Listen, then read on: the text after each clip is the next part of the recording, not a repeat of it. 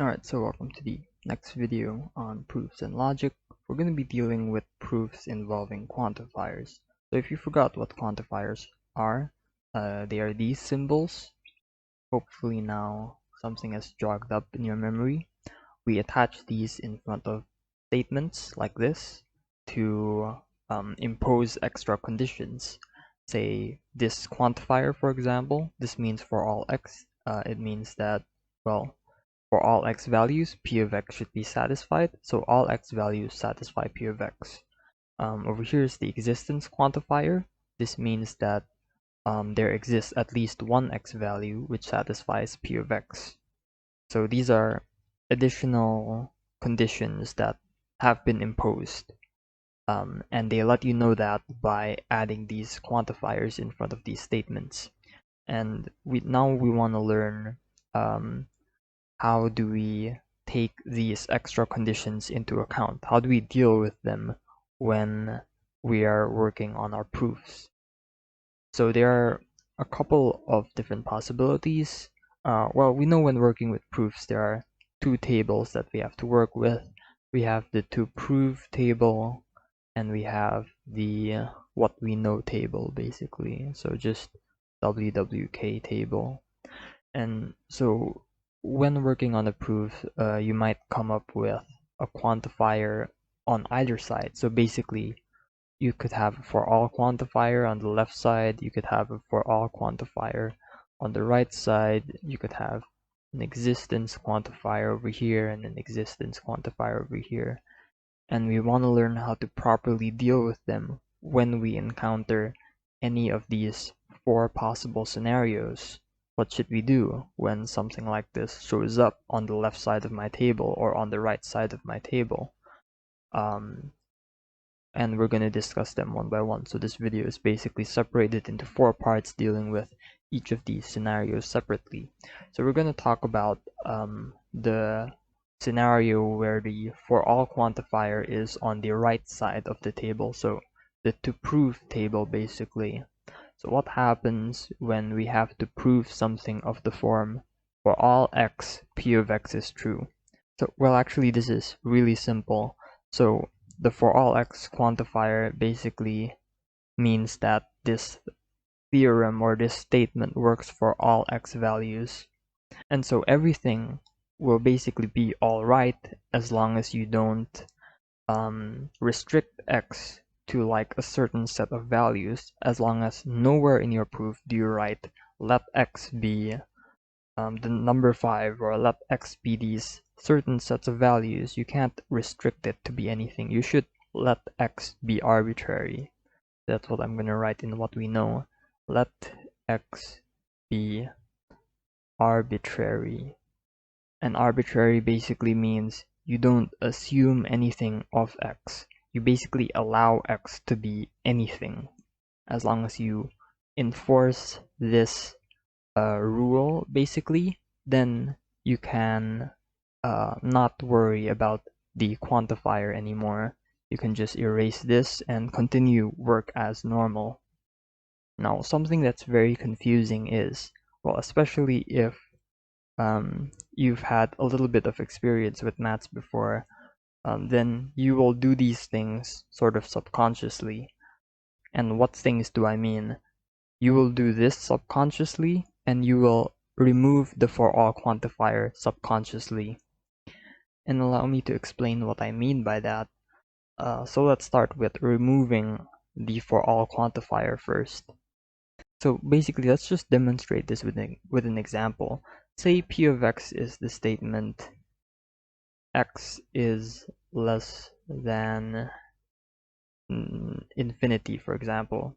So basically, if I change x to be 5, if I set x to be 5, then this statement will be 5 is less than infinity or something like that. And now compare that with when we add a quantifier. Alright, so for all x, p of x. What does this mean? This means for all x, x is less than infinity. And okay, let me tell you something. Can you spot a difference between these two statements? Do they communicate the same idea? Well, yes, right? I hope there's no disagreements there. There is essentially no difference. So we started out with this statement, and why does adding these two words, or actually three words basically, why does adding these three words not change the meaning of the one above? Why? Basically, these three words, this piece of extra information, it's already something that we subconsciously add to the front of this sentence. And we do that subconsciously because it's something that is intuitive to do.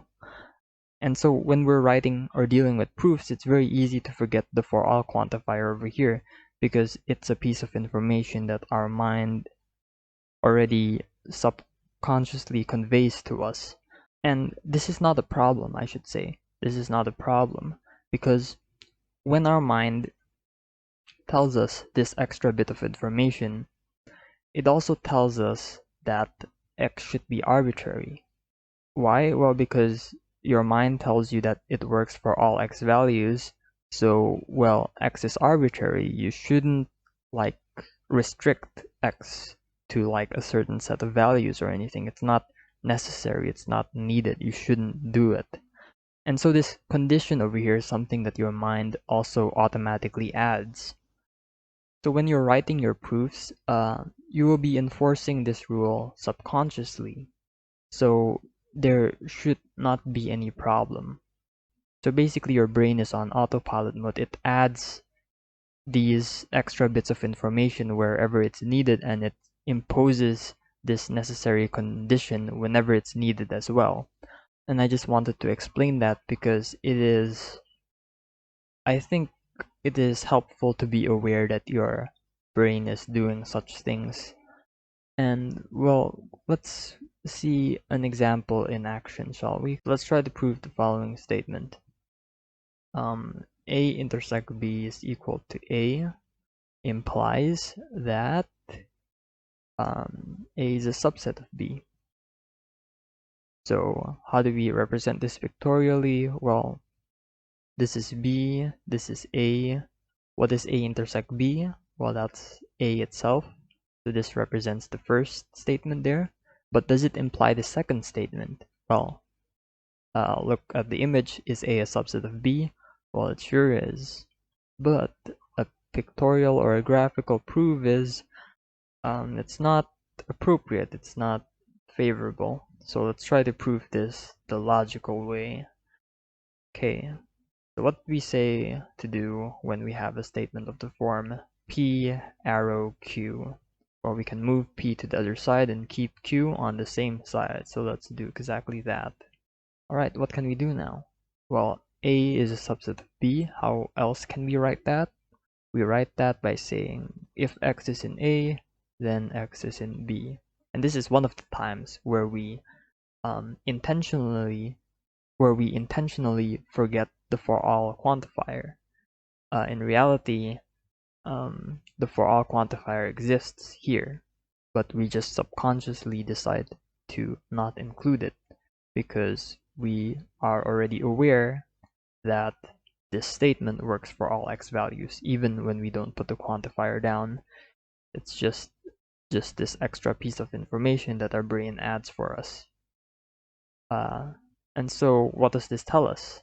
This means that we should let x be arbitrary. And again, if your brain is on autopilot mode, then it's already doing this for you. It's already like imposing the condition that x should be anything. It could be anything basically, and it's not a specific set of values that you should be working with. Alright, let's keep going now.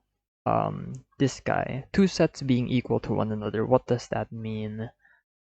This means that A intersect B is a subset of A, and A is a subset of A intersect B.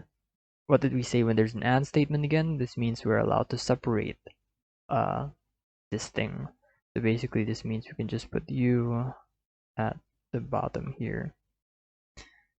And again, let's convert this into more logic. So this means X in A intersect B implies x is in A, and this is x is in A implies x is in A intersect B. And well, again, for all quantifiers in front of both of these, what does that mean? How should we treat x if they are the for all quantifiers? We should let x be arbitrary, but well, we already are letting x be arbitrary, so we can ignore these quantifiers. They won't be giving us any trouble because we are already imposing this condition. Well, okay, so what do we do now?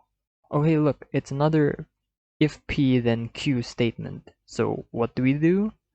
Well, we move it to the other side. So this guy over here, x is in A, we move it to the other side, and we keep this here.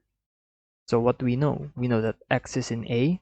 Furthermore, we know that if x is in A, then x is in A intersect B. So what does that tell us overall? We know that x is in A, and we know that if that is true, then this should also be true. So we can simplify this whole thing into saying that x is in A intersect B. And we can do the same thing again, but well, that's useless because in the end we'll get x is in A, and we'll just be back where we started. And again, this is common. Not all pieces of the puzzle are intended to be used.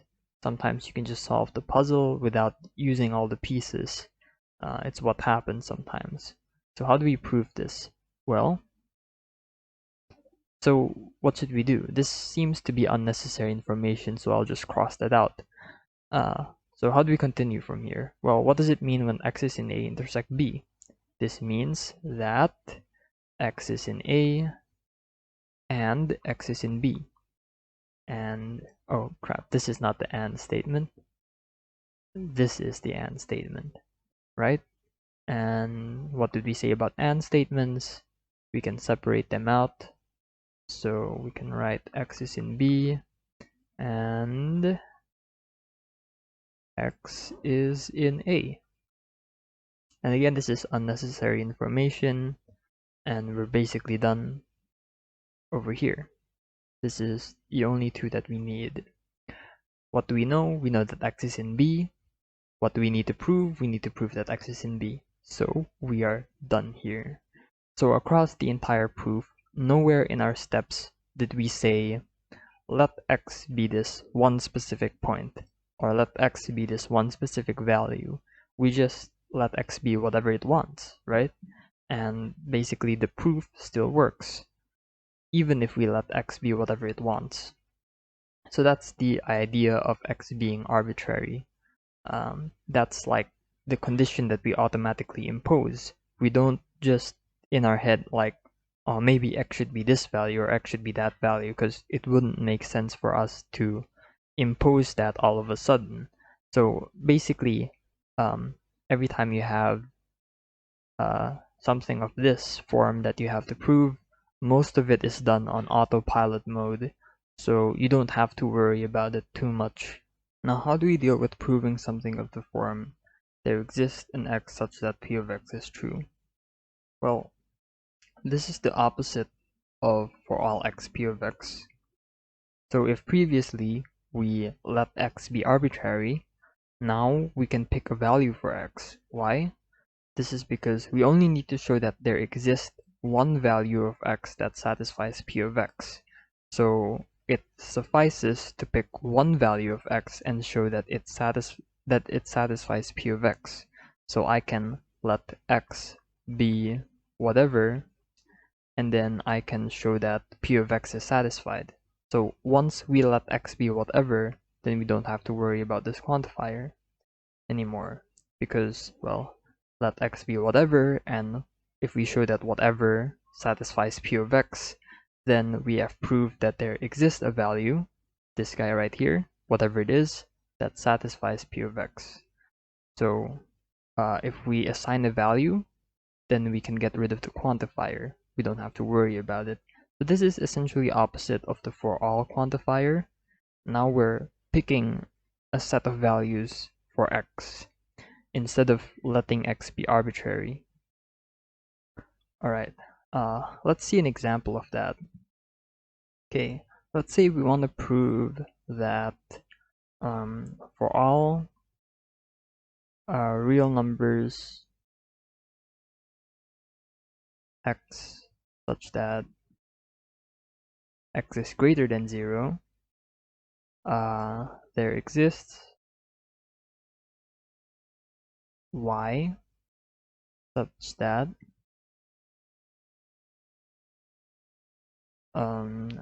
y times y plus 1 is equal to x. So how do we convert this into logical statements? It's pretty easy. For all real numbers x, so just write for all x. But there is an extra condition, right? X should be greater than 0. And then there should exist a y such that y times y plus 1 is equal to x. So this condition only works for x being greater than 0.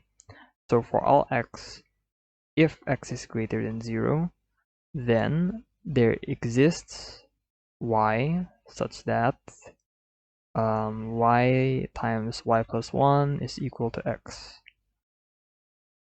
There we go, that's our logical statement. Now, pretty easy step. We have for all quantifier here, so we can just let x be arbitrary. So let x be arbitrary. But remember, we are imposing an extra condition onto x. The theorem works only when x is greater than 0. That's how it was written. So we have an arrow over here, p arrow q. So we can move this guy to the other side. X is greater than 0. And this is the other condition we are talking about, right? So let x be arbitrary, but it is necessary for x to be restricted to the set of positive values. And you might feel a bit conflicted because this means let x be any number, and this one over here means that x should be positive. So yeah, it is confusing, but remember, in our statement, we said that it works for all values as long as x is greater than 0. So after we introduce this quantifier here, we impose an extra condition. So it's like we do it like in an order. So let x be arbitrary, but then let x also be positive. So we can sort of combine these two together and say let x be an arbitrary positive number. So that's the proper interpretation. No conflicts, no contradictions are actually there. Right, so this arrow shouldn't be here. Cool, so now we have the existence quantifier, and how did we say we should deal with that? We should pick a value of y. Right, we need to show that a specific value of y works. So now just get rid of the quantifier there, and we're just left with this single statement to prove. We can't do anything now. We can't check if this is true or not because we don't know what y is. The essence of what we're trying to do is we're trying to pick a value of y that makes it so that this statement, this proposition, becomes true. So how do we do that? Well, just solve for y, I guess. So this is y times y plus 1 is equal to x. So basically y squared plus y is equal to x. And well, this turns into y squared plus y minus x is equal to 0. And in order to solve for y, we can just use the quadratic formula, which is negative b plus minus b squared minus 4ac over 2a, I believe. So what is b? B is 1, so just negative 1. And b squared is negative 1 squared, so that's just 1. A is also 1, so just get rid of this and get rid of this. And what is c? C is negative x, so this is plus x. plus x, and well, I guess we're done. This is y based on the quadratic formula, and let's just put that there. We only need to show that it works for one value, and we have two values here. One where we choose it, one where we choose this to be positive, and the other where we choose it to be negative. Let's just make it positive. So let y be -1 plus the square root of 1 plus 4x over 2. And let's see if this y value works. Alright, so we chose a y value already. We set it to be something, right? And we'll show that this something works. Okay, let's try to do that. So how do we prove this? We'll just substitute in y, see if that value of y works. So -1 plus square root of 1 minus 4x, plus 4x over 2, and we multiply that with -1 plus square root 1 plus 4x over 2 plus 1, and then that's equal x. Let's see if this is true. So let's try to work this out. 1 is just same as 2 over 2, right? So this is like that. So 2 plus -1 is just 1. So this is just 1 plus 4x, and then we can get rid of this guy. And then we'll have -1 plus square root 1 plus 4x over 2. So the base we know is 4. What about the top part? Let's just multiply it out.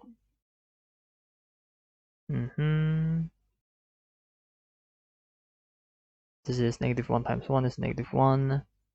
This is plus 1 plus 4x. This is minus. So this is minus 1 plus 4x, so they cancel out. And then this is this guy times this guy, which is just get rid of the square root. So this is just 1 plus 4x. So this is -1 plus 1 that cancels out, and then we are left with 4x. 4x divided by 4 is just x. So there we go. We proved it. We proved that there exists a y value which makes this proposition true. So our long English sentence that we wrote before, that theorem is true. And we didn't set x to be like any specific number or anything, just any arbitrary positive number. Now, why is it necessary for it to be positive? Well, if it were negative, you see over here, if it were negative, then potentially you could have the square root of a negative number. Because like, let's say x is -10, then it'll be 1 plus minus 40, it'll be -39, and then you have to deal with negative square root 39, which is complex numbers. So that's why x is restricted to be a positive number, but in reality it could work for any arbitrary x value as well, as long as you allow for the possibility of complex numbers. I think this video has gone for too long already, so I'm going to separate it into two parts. Next time we're going to be dealing with what to do when you have quantifiers on the left side of the table. We've dealt with them when they're on the right side of the table. So next time is on the left. Okay, see you then.